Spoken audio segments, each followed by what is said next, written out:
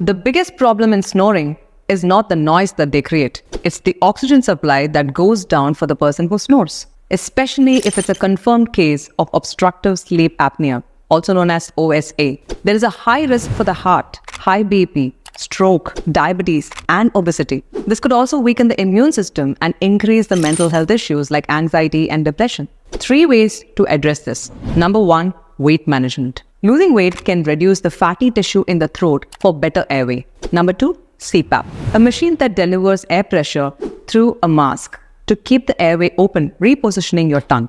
Number 3, using humidifiers. Adding moisture to the air can reduce nasal congestion and improve breathing during sleep.